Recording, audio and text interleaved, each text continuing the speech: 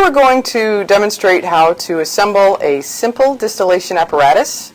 And I've already put the liquid that I'm planning on distilling, on purifying, in my round bottom flask.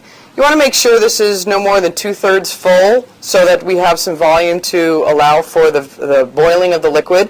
And I've already put some boiling chips in there, so it's all ready to go.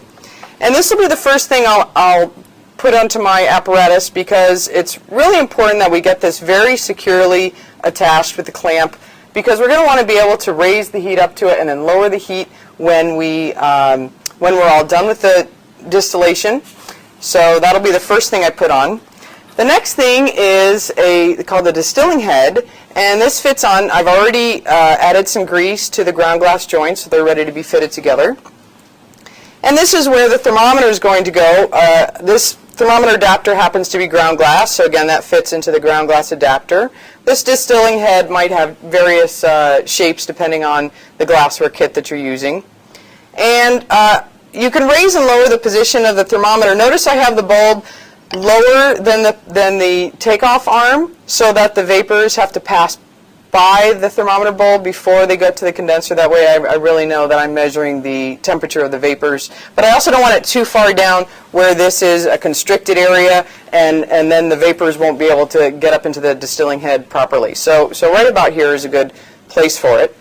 And the next thing I'm going to add is the water condenser, and this is kind of the trickiest part of putting it together, because the distilling head requires a certain angle, and it's really important that the way you secure the condenser matches that angle. So the best way to do that is to completely loosen this clamp so that it's free to move, and then fit your condenser onto the distilling head, and then secure your clamp to support that fit.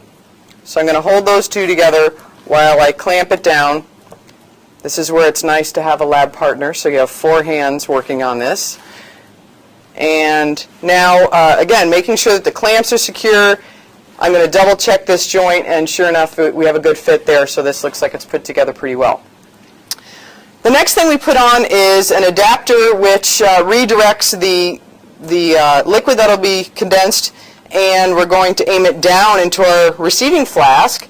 And now that we need to attach this some way to the condenser, you could just use a simple rubber band to connect the two. I have a Keck clamp, and this is a nice little piece of plastic which is used to connect two pieces of ground glass. Let me fit it on there just right.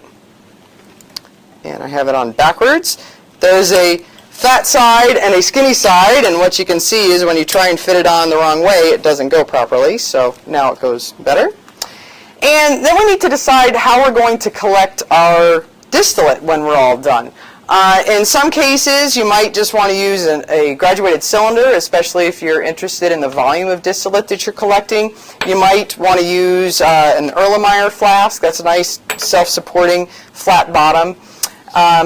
If you are distilling something that is quite volatile, then you want to kind of minimize your exposure to the vapors and to the liquid, so you can maybe clamp on another round bottom flask, and you can even put this into an ice bath so that your distillate stays ice cold and you really minimize your vapors and your exposure to the liquid. Okay, what's important though, if you have a system like this, notice this is the vacuum takeoff, and this is something that we just leave open to the atmosphere, because if I were to seal this, or if I had an adapter that didn't have one of these, then all of a sudden I would have created a sealed system. And that's a very dangerous situation you can find yourself in. And if you're ever heating a sealed system, as the volume of the liquids and the air and the gases increase, you're going to have an explosion. Something's going to pop off, so or explode, or glassware can break that way. So we always want to make sure, in whatever situation we have, however we set up our distillation apparatus, that there's some vent to the open air. That's really important. Finally, we're ready to put on our heat. I'm using a heating mantle, so I can just use a ring for that, and I can raise that up and fit it securely to the round bottom flask so that it sits in there nice and snug. And so now we're ready to turn on our water and to start our heat and begin our distillation.